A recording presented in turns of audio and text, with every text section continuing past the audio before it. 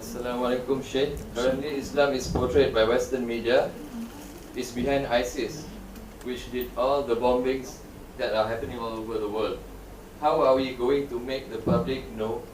Yani, how are we going to inform to the public that Islam never supports this kind of acts, and Islam is never involved in terrorism, and in fact, Islam condemns terrorism. Thank you.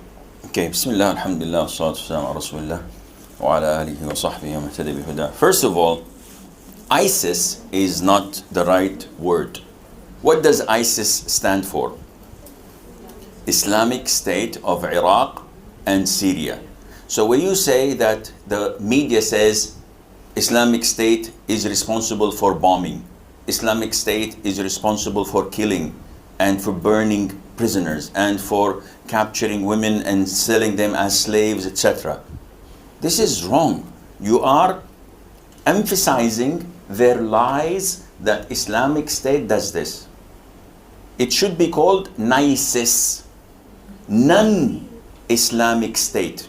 So whenever they say NISIS blew up an airport, yes, non-Islamic State. They're not related to Islam. So this is first point. Never attribute when they say Hizbullah. They're Hizbullah. We should be with them. They're Hizbullat, maybe. Anything but Hizbullah, because Hizbullah are the victorious ones. And these Shia, Rafida, cannot be the party of Allah Azza wa Jal. As for your question, Akhi, if I walk and there is a dog barking at me, how can I fight this? One says we have to bark back. But he has teeth. He's stronger than me.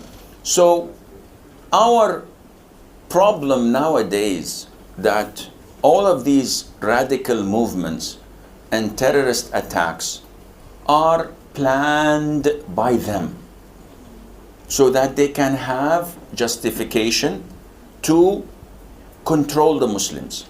This is exactly what happened in 1990. This was before most of you were born, probably. In what is known as the Gulf War.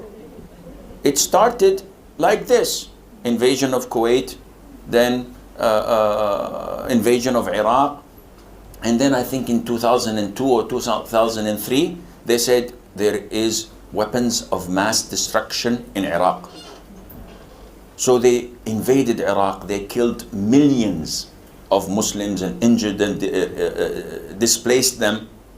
After 7-10 years, they come say, oh, we looked, but we did not find anything.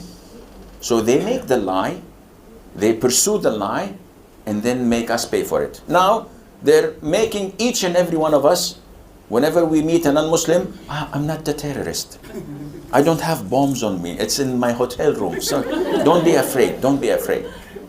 And I see the people's faces when I come to a restaurant. So that's good. It's good. I went to the Maldives 2 weeks ago. I was invited to give talks. And Maldives is a 100% Muslim country. But the problem, they have resorts, islands. So they put me in a resort. I did not request this. And I objected to it 2 days later. I told them, don't you have any hotels in the mainland? He said, yes. And no nudity, nothing. So come on, why you put me there? So just for you to be comfortable. Comfortable of what? I cannot even walk to the restaurant because all bikinis around me. I cannot go to the beach to swim. How can I go to and swim like this? I cannot. And it's inappropriate. So people are afraid of us. This is their problem. My problem is, should I be defensive every time I meet a kafir or a disbeliever? Listen, Islam is a religion of peace and I will kiss your hand. Do you want me to kiss your foot as well? Please, I'm sorry. I'm sorry for those who died in Charles Hebdo in France. I'm sorry for those who died in the airport. What is this? I didn't do it. My brother didn't do it. My country didn't do it. Why should I apologize? Now, Islam does not at all tolerate such radical or terrorist movements.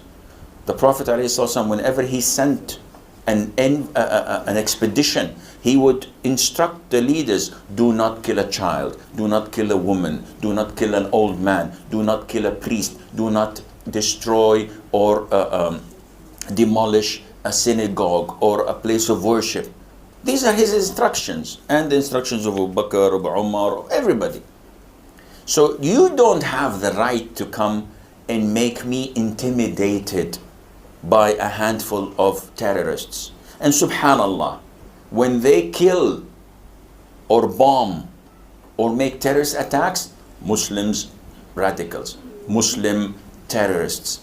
But when they go in Finland, for example, and kill a right-wing man, kills 170 people of youth, bombing and shooting, he says, lunatic.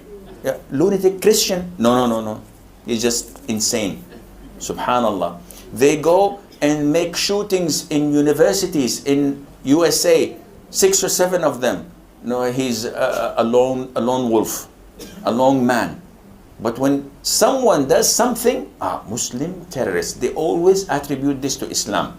So I believe that the best way to counter-attack these accusations is by being a Muslim.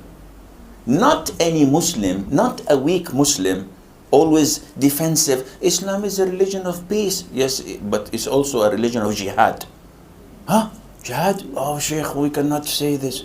It's in the Quran, change it if you want. It's in the Sunnah. But you have to have knowledge when you speak. Jihad is not jihad of killing people. No.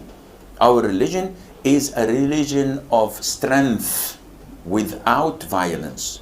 A religion of mercy without weakness. A religion of pride without arrogance. These 3 things, once you know how to implement them in your life, in your family, in your country, in your publications, be proud. Don't talk with people with a frown on your face. No, smile, but proudly. Raise your head up. I'm a Muslim and I'm happy to be one, and I don't care about what they do. You Americans killed millions of people in Nagasaki, in Hiroshima, with 2 atomic bombs. ISIS, if they work from today until maybe 15, 20 years from now, they will not be able to kill as much. Who's the terrorists? World War I, World War II, more than 10 million died. Who's the terrorist?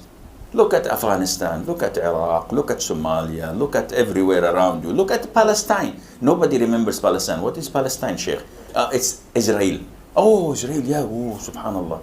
We forgot that there is an occupied territory of the Muslims in the middle of the Muslim world. We forgot Al-Masjid Al-Aqsa. Nobody thinks about it anymore because they are occupying you with side talks. So I hope this answers the question.